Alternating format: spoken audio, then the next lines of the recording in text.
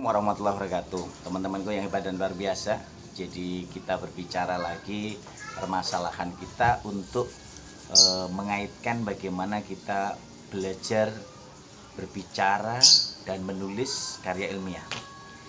Nah, teman-temanku yang hebat dan luar biasa, tentu kita sudah berbincang tentang fungsi dan kedudukan bahasa Indonesia. Tentu kita juga bisa melihat bagaimana kita mencintai dan membanggakan bahasa Indonesia secara detail, dan juga berbagai materi yang sudah kita bahas itu menjadi salah satu bagian yang bisa kita lihat untuk bisa mengedepankan ide dan gagasan secara cemerlang. Nah, kalau kita lihat kembali kondisi kita agar tetap sehat, ceria, dan itu menjadi salah satu bagian untuk bisa berbahasa Indonesia yang baik dan benar, tentu itu menjadi salah satu bagian upaya kita. Bagaimana kita bisa menguatkan ide dan gagasan itu ketika dalam posisi kita berbicara. Nah, kalau teman-teman ini menjadi salah seorang masyarakat Indonesia yang tentu akan mengungkapkan ide dan gagasannya itu dalam dua ranah, secara lisan dan secara tulis. Nah, yang pertama, bagaimana kita menjadi sosok yang bisa mengungkapkan ide dan gagasan secara lisan dengan baik dan benar, secara baik dan benar serta santun. Nah, ini tentu menjadi salah satu bagian latihan yang harus kita lakukan. Latihan yang pertama, tentu kita harus memiliki repertoar bahasa yang luas. Kita memiliki pengalaman bahasa yang luas, dan tentu tidak hanya dalam proses kita memanfaatkan ide dan gagasan dalam imajinasi, tapi harus kita praktikkan. Nah, bagaimana praktek itu kita lakukan? Tentu praktek ini harus kita lakukan bagaimana kita berdiskusi dalam forum-forum ilmiah. Forum ilmiah di kelas, kemudian juga pertemuan-pertemuan ilmiah, baik itu online maupun langsung. Ini menjadi salah satu bagian media untuk berlatih. Nah, teman-temanku yang hebat dan luar biasa, kalau kita memanfaatkan bahasa Indonesia, menggunakan bahasa Indonesia yang baik dan benar serta santun di dalam komunikasi ilmiah, tentu kita harus melihat bagaimana aspek-aspek yang harus kita perhatikan. Siapa lawan tutur kita? Yang kedua, siapa partisipan kita? Yang ketiga, media yang kita gunakan. Yang keempat, tentu aspek-aspek lain yang harus kita diskusikan dalam pemakaian bahasa, itu akan berdampak semuanya. Nah, oleh karena itu, teman-temanku yang hebat dan luar biasa, dalam rangka untuk menguatkan ide dan gagasan pemakaian bahasa Indonesia yang baik dan benar, ini tentu akan bisa berdampak ketika kita bisa merealisasikan ide dan gagasan itu secara cemerlang. Nah, dalam apa? Dalam situasi yang kita lakukan latihan secara mandiri maupun latihan berdiskusi dengan teman. Nah, teman-teman secara berpasangan bisa, kemudian teman-teman secara berkelompok bisa, teman-teman secara paralel bisa.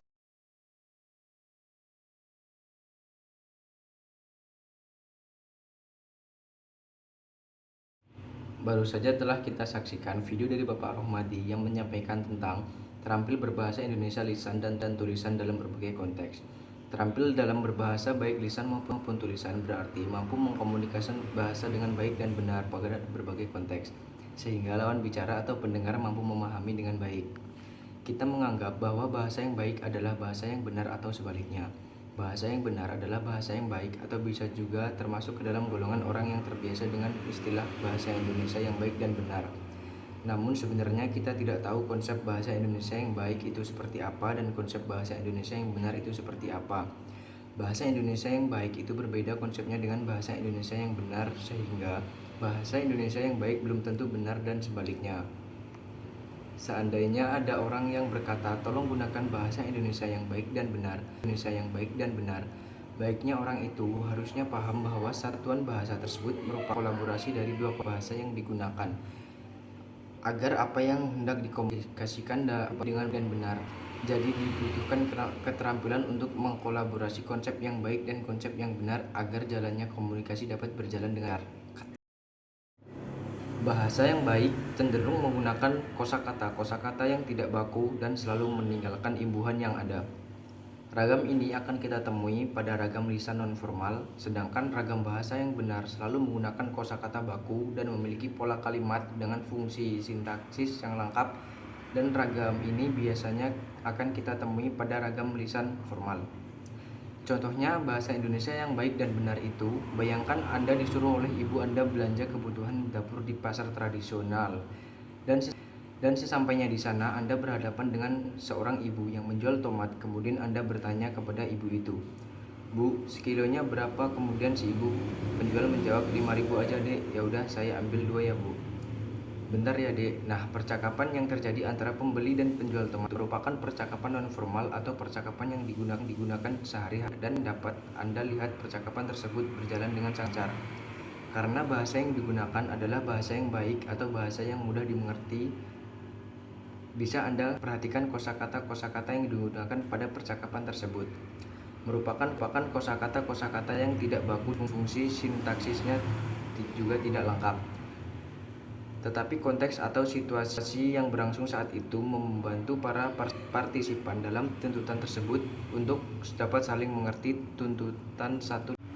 Nah, sekarang coba Anda bayangkan dalam situasi yang sama. Kemudian si pembeli bertanya, "Ibu, berapakah harga tomat yang Anda jual ini?" Ibu menjawab, 5.000. Kemudian si pembeli kembali berkata, "Baiklah ibu, saya ingin membeli tomat ini sebanyak 2 kilo, tolong dibungkus ya."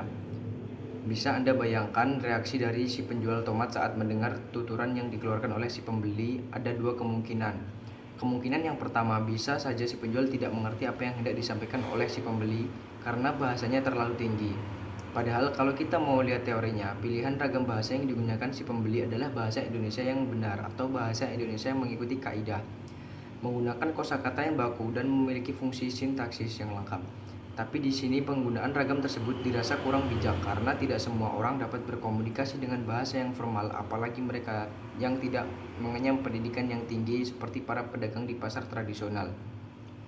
Tapi bukan berarti kita meremehkan pedagang yang berjualan di pasar. Kemungkinan yang kedua si penjual bisa mengerti apa yang disampaikan oleh si pembeli. Tetapi di saat yang bersamaan si penjual akan mengira kalau si pembeli terlalu lebay. Kenapa? Karena menggunakan bahasa yang formal di situasi sebenarnya non formal, menggunakan bahasa yang tinggi pada situasi yang seharusnya akan bahasanya. Dari itu, pembacaan situasi juga penting. Bahasa yang baik seperti jadi antara si pembeli dan jual. Ilustrasi yang pertama, jika kita sedang berada dalam situasi yang formal, saat kita mungkin sedang berada di lingkungan kita dengan sedang mempresentasikan sesuatu, kita menggunakan bahasa yang formal benar. Namun demikian, dalam praktik berbahasa, suatu saat kita akan dipertemukan pada sebuah situasi yang menuntut kita untuk menggunakan bahasa yang mudah dimengerti, namun dapat direalisasikan dan tidak meninggalkan kaidah-kaidah kebahasaan. Di sini kepekaan kita dalam situasi atau konteks bicaraan sangat diperlukan. Siapa berbicara dan untuk kita berbicara. Pada saat apa berbicara akan menentukan setinggi apa kadar bahasa yang baik dalam tuntutan formal dan kadar yang dalam tuntutan formal, dan bagaimana cara meramunya menjadi bahasa Indonesia baik dan benar sehingga mudah dipahami dan dimengerti, tetap berpegang pada prinsip-prinsip kebahasaan yang ada. Jadi terampil dalam membaca situasi adalah kunci sukses bahasa Indonesia yang baik dan benar.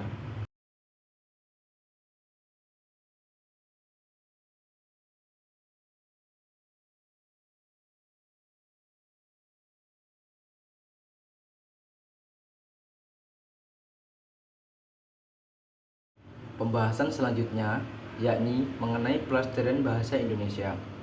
Indonesia adalah negara yang memiliki beragam suku, bangsa, dan bahasa yang khas.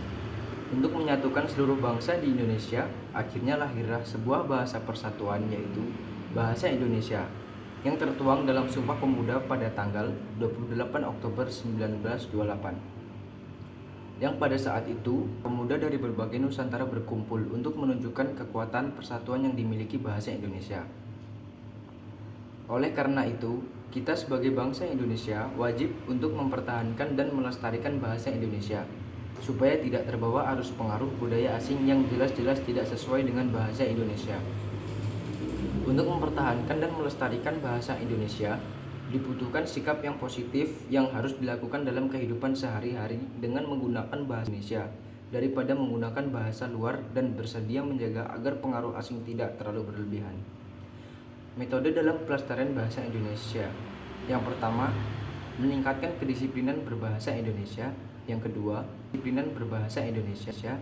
Yang kedua, menjadikan pendidikan lembaga pendidikan sebagai basis pembinaan bahasa. Yang ketiga, perlunya pemahaman terhadap bahasa Indonesia yang baik dan benar. Yang keempat, diperlukan adanya undang-undang kebahasaan. Era globalisasi merupakan tantangan bagi bangsa Indonesia mempertahankan diri di tengah-tengah bangsa yang sangat rumit. Untuk itu, bangsa Indonesia harus mempertahankan diri dengan baik dan penuh perhitungan. Salah hal yang perlu diperhatikan adalah masalah jati diri bangsa. Sekian yang dapat saya sampaikan pada video kali ini. Semoga dapat menjadi pemberian manfaat bagi penonton dan pendengar. Sekian.